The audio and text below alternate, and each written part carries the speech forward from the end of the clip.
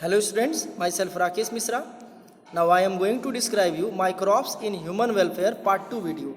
In this video lecture I will cover the cheese, dove product and beverages, which is very important to us and which is very important to know whatever the microorganism that is important for the production of cheese, dove product and beverages. In previous video lecture I have described you the different kinds of microorganisms that are important to us and other living being. For example, the bacteria, viruses, even though viruses also important to us. For example, the NPV viruses and fungi. And also I have described you the microorganisms in the production of domestic product, in the production of household product, and over there the curd formation is over. And also the some important of microorganism that is in our agro farming is over, but it will be discussed in the next video lecture, in the next upcoming video lecture. But keep in mind, this is the video for only the household product part 2 and the microorganisms and their welfare, that is the microbes in human welfare part 2 video. In this video lecture I will cover the cheese, that is the microorganism that important to us for the formation of cheese, microorganism that is important to us for the formation of dove product and beverages. So one by one I will describe it. Now back to the different slides in order to understand the concepts of cheese, dove product as well as the beverage. The microorganisms part 2, and in this video lecture I will describe you the cheese. What about the cheese in our life? You are well familiar with the word cheese, that is known as the paneer, and that cheese is actually basically two types in market, the Swiss cheese and Roquefort cheese. So let I introduce you what is the Swiss cheese and what is the Roquefort cheese. Actually दो तरह के चीज़ मिलते हैं, दो तरह के पनीर मिलते हैं. वो बेसिकली जो है उनके कुछ प्रॉपर्टीज़ की वजह से टू कैटेगरीज में डिवाइड किया गया है. ठीक है, तो दोनों कैटेगरीज के बारे में यहाँ वन बाय वन यहाँ एक्सप्लेन मैं कर दे रहा हूँ ताकि आपको चीज़ें एकदम अप टू डेट हो जाए और क्लियर हो जाए. पहली चीज़ है यहाँ पे वो क्या है, Swiss cheese, and second cheese are the Roquefort cheese. Swiss cheese and Roquefort cheese are basically on the basis of their properties as well as the microorganisms involved in them. Actually, the Swiss cheese is made up by the bacteria Propionibacterium shermani. Propionibacterium shermani. Let I introduce you the definition, that is the spelling of Propionibacterium shermani, that is flash over the screen.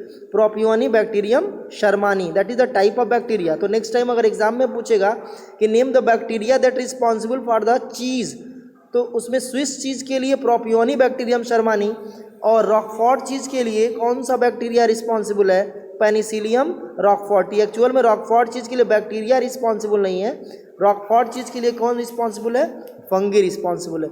यहाँ पे आपको focus out करना है. ठीक है, रॉकफोर्ट चीज़ के लिए Penicillium Roquefort, और वो क्या है, बैक्टीरिया नहीं है, फंगी है.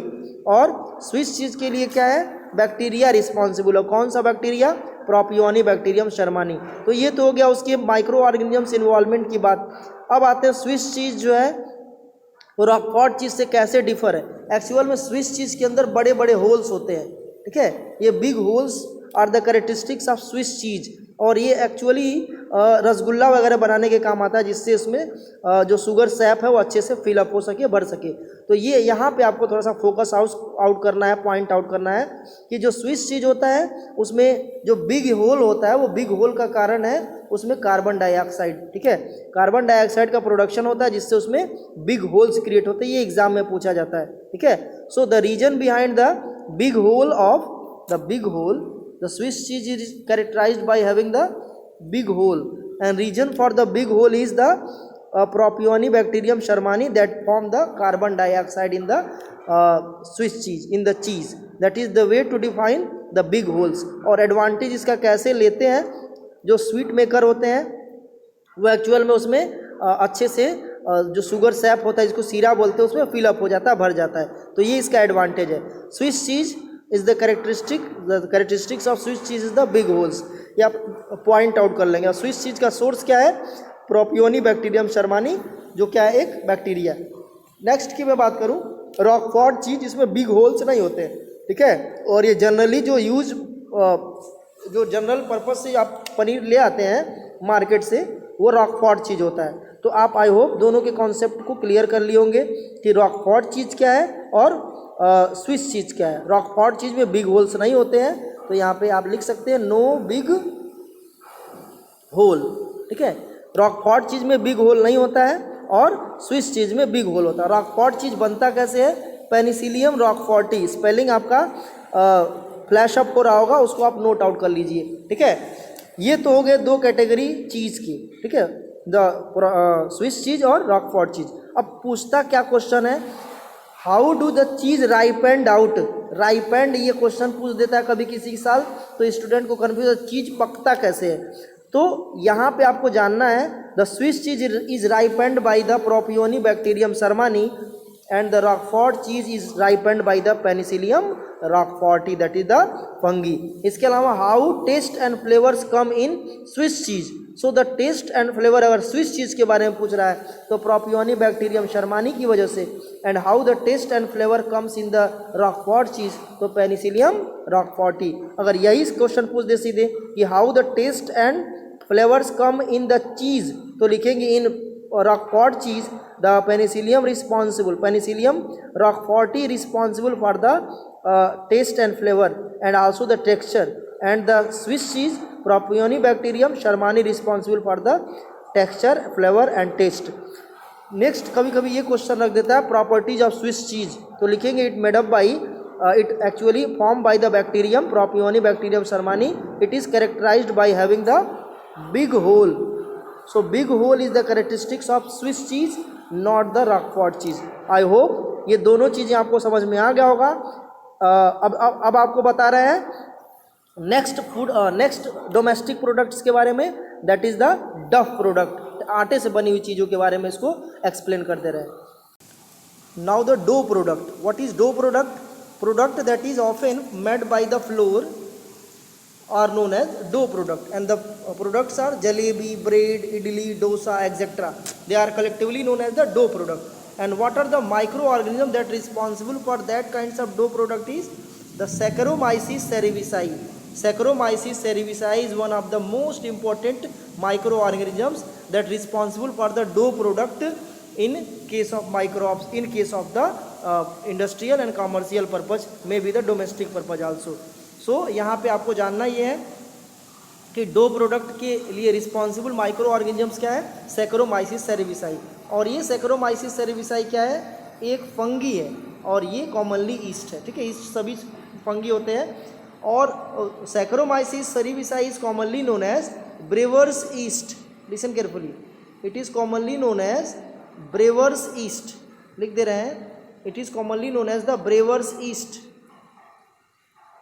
Brewers yeast, BREWERS, brewers yeast means it often used as the beverage industries, so known as the brewer's yeast. Later I will describe you the microorganisms in beverages, but keep in mind the microorganisms that responsible for the dough products are the Saccharomyces cerevisiae. You should learn it properly, and Saccharomyces cerevisiae is a type of fungi, it is a type of yeast. ठीक है, और इसको brewers east भी बोला जाता है। ये exam में पूछता रहता है। अब आते हैं नेक्स्ट वीडियो लेक्चर में, नेक्स्ट टॉपिक में इसको एक्सप्लेन कर देना है, माइक्रो ऑर्गेनिजम्स इन बीवरेजेस। ठीक है, now the microbes in fermented beverages. First of all you need to know what is the beverages and what is fermented beverages. Beverages means general drinking material, and fermented beverages means all the drinking material which made up by the process of fermentation. अब fermentation क्या है? इसको आप 10th में 11th में दोनों में पढ़े होंगे। 11th में पढ़े होंगे एनारोबिक रेस्पिरेशन, जिसमें ग्लूकोज जो है वो 2 मॉलिक्यूल एथिल अल्कोहल और 2 मॉलिक्यूल ऑफ कार्बन डाइऑक्साइड में कन्वर्ट होता है।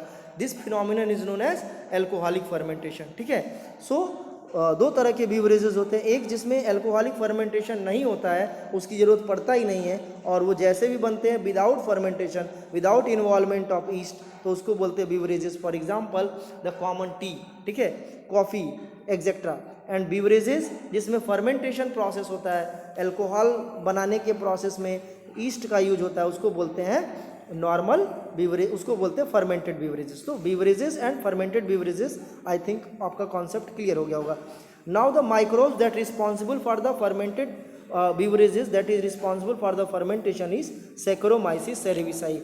That is commonly known as yeast. Previous video lecture में मैंने ये भी बताया था कि जो बीवरेजेस होते हैं वो बीवरेजेस जो प्रीवियस वीडियो लेक्चर में ये बताया गया था कि जो ईस्ट होते हैं, ईस्ट उसको ब्रीवर्स ईस्ट भी बोला जाता है। ब्रीवर्स ईस्ट, ब्रीवर्स ईस्ट इसलिए बोला जाता है क्योंकि वो बीवरेजेस में ही बेसिकली यूज होते हैं, ठीक है। और अब आते हैं नेक्स्ट की मैं बात करूँ, एग्जाम्पल ऑफ फर्मेंटेड बीवरेजेस, यानी कि नॉर्मल जो बीवरेजेस है वो जो generally person to person use होते हैं या कम्युनिटी पर्टिकुलर कम्युनिटी के थ्रू यूज होते हैं, उसका नॉर्मल लाइफ में हमारे कितने टाइप्स हैं और कैसे बनते हैं, ठीक है। सबसे पहले हम ये जानते हैं कि हमारे बॉडी हमारे जो पर्टिकुलर कॉन्टिनेंट्स, हमारे पर्टिकुलर जो कंट्री है, इसमें बीवरेजेस के टाइप क्या क्या हैं, बीवरेजेस कौन कौन से बीवरेजेस पॉपुलरली यूज है, यानी एग्जाम्पल ऑफ बीवरेजेस पे डिस्कस करते रहे। सबसे पहले लिखा है टॉडी। टॉडी ये साउथ इंडियन बीवरेज है, इसको आप दिमाग में रखना है कि अपने यहाँ का नेटिव बीवरेज नहीं है, फिर भी इसको जो है कॉमनली यूज करते हैं लोग। जो पाम टॉडी है, यानी कि जो ताड़ के पौधे से निकाला था, ताड़ी बोलते हैं, ये एक्चुअल में टॉडी ही है, बट ये लोकल नेटिव नेम में इसको ताड़ी बोलते हैं, और ये साउथ इंडियन बीवरेज है, ठीक है। और ये नेचुरल ब्रॉथ प्रोडक्ट है। मैंने बताया कि ब्रॉथ क्या होता है, पहले ये समझ लो कि ब्रॉथ एक्चुअल में कोई चीज़ जब सड़ता गलता है तो उसमें नेचुरली जो अल्कोहल बन जाते हैं, यानी अभी वो वाटर मिक्सिंग अल्कोहल है, यानी उसमें और भी बहुत सारे रेसिड्यू हो सकते हैं, उसको बोलते हैं ब्रॉथ। यानी उसको एज यूजुअल अगर यूज कर लेते हो तो नेचुरल बीवरेज है। अगर उसको थोड़ा सा डिस्टिल कर लेते हैं, डिस्टिलाइजेशन कर लेते हैं, जिससे वाटर वेपर के फॉर्म में एलिमिनेट हो सके, तो उसको बोलते हैं डिस्टिलेशन, और वो जो है केमिकल डिस्टिल प्रोडक्ट है, यानी केमिकल बेवरेजेस है, ठीक है। तो यहाँ पे दोनों चीज़ें क्लियर हो गई आपकी, और यहाँ से आई होप आपका कॉन्सेप्ट भी क्लियर हो गया होगा, ठीक है। तो अभी आते हैं जो टॉडी हो, नेचुरल ब्रॉथ प्रोडक्ट, यानी उसमें उसके बनाने के प्रोसेस में मैन मेड इंटरफेरेंस नहीं होता है, ठीक। और ये जो है साउथ इंडियन नेटिव बेवरेजेस है। तो यहाँ पे ये जानना है कि ये जो है किसके फर्मेंटेशन से बनता है, एग्जाम में पूछता है। So toddy is form from the fermentation of palm juice, fermentation of palm juice, note कर लीजिए। Apart from palm juice many other broth product use for the process of toddy formation और natural broth formation. For example the soybean broth, fish broth, bamboo shoot etcetera. Note कर सकते हैं, soybean, fish, bamboo shoot, जो bamboo का shoot होता है यानी कि टिप, उसको निकाल करके क्या करते हैं, बम्बू शूट के बारे में बता दें। बम्बू शूट, बम्बू शूट, जो बम्बू शूट होता है टिप, उसको निकाल करके उस पर सैकरोमाइसिस सेरिक्सेन ईस्ट के लिए फर्मेंटेशन करके छोड़ देते हैं, तो उससे भी ब्रॉथ प्रोडक्ट बनता है, डायरेक्टली यूज किया जाता है ड्रिंकिंग पर्पज के लिए, तो वो नेचुरल बेवरेजेस। आई होप आपका कॉन्सेप्ट यहाँ पे टॉडी यानी साउथ इंडियन बेवरेजेस के लिए क्लियर हो गया होगा, ठीक है। केमिकल ब्रॉथ कैसे प्रोड्यूस किए जाते हैं, तो पहले तो जो है कुछ राइस ग्रेन या फिर बड़े लेवल पे जितने भी हमारे स्टार्च प्रोडक्ट है, जितने हमारे जो है ग्लूकोज के प्रोडक्ट है, सोर्स ऑफ ग्लूकोज है, उसको कलेक्ट किया था बड़े पैमाने पे, ठीक है, बड़े लेवल पे। उसके बाद उसमें सैकरोमाइसिस सेरेविसाई पुट किया जाता है, फिर सैकरोमाइसिस सेरेविसाई उसको क्या करता है, उसमें अल्कोहल धीरे धीरे बनाना शुरू करता है by the process of fermentation. इस प्रोसेस के थ्रू अल्कोहल बनता है। जैसे जैसे अल्कोहल बनता है, वो सैकरोमाइसिस सेरेविसाई अल्कोहल के कंसंट्रेशन से खुद किल होते जाते हैं। तो ये आपको जानना जरूरी है कि सैकरोमाइसिस सेरेविसाई यानी कि अल्कोहल बनाने वाला ही सबसे पहले उसमें मरता है।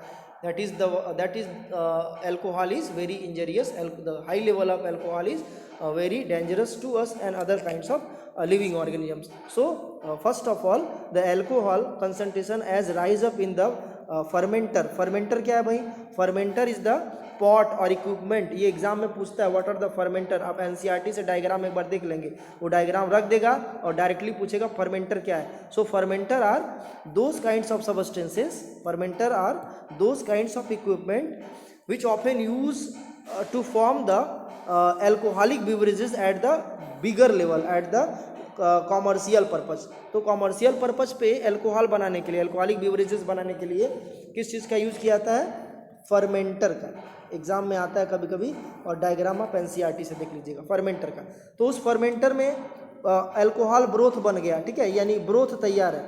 ये ब्रॉथ जो है अब इसको या तो डिस्टिलाइजेशन किया जाएगा यानी वाटर निकाला जाएगा, या फिर विदाउट डिस्टिलाइजेशन डायरेक्टली यूज किया था फिल्टर करके। तो अगर डिस्टिलाइजेशन कर देंगे तो अल्कोहल का परसेंट बढ़ जाएगा, वाटर का परसेंट कम हो जाएगा। तो ये 30 to 68% alcohol containing distilled broth product, distilled fermenter product, that is the distilled alcohol product is very having high concentration of alcohol. और इसके एग्जाम्पल में विस्की, नोट कर लीजिए कुछ एग्जाम्पल है। विस्की, WHISKY, विस्की, ब्रांडी, ये क्या है, किसका प्रोडक्ट है, डिस्टिलेशन प्रोसेस के थ्रू जो अल्कोहल ऑब्टेन किया था। Brandy, vodka, WODKA, vodka, rum, RUM, rum. So whisky, brandy, vodka and rum are the distilled product of alcoholic fermented और द फर्मेंटेड ब्रॉथ। ठीक है, चलो नेक्स्ट की मैं बात कर दूं, विदाउट डिस्टिलेशन प्रोसेस के थ्रू क्या बनता है। विदाउट डिस्टिलेशन प्रोसेस के थ्रू जब बनेगा तो अल्कोहल का परसेंट उसमें कम रहेगा, फिर भी जितना भी रहे वो बॉडी के लिए बहुत नुकसानदायक है। ठीक है, और विदाउट डिस्टिलेशन प्रोडक्ट में wine, WINE, wine and beer, ये दो प्रोडक्ट है विदाउट डिस्टिलेशन के थ्रू बनता है। जब विदाउट डिस्टिलेशन बनेगा तो it is clear that there percentage of alcohol is very little. So all about the microorganisms in the dub product, toddy, that is the duck product as well as the cheese is covered in the as well as the fermented beverages is covered in this video lecture. In next video lecture I will describe you the microorganisms in antibiotic production. Thank you.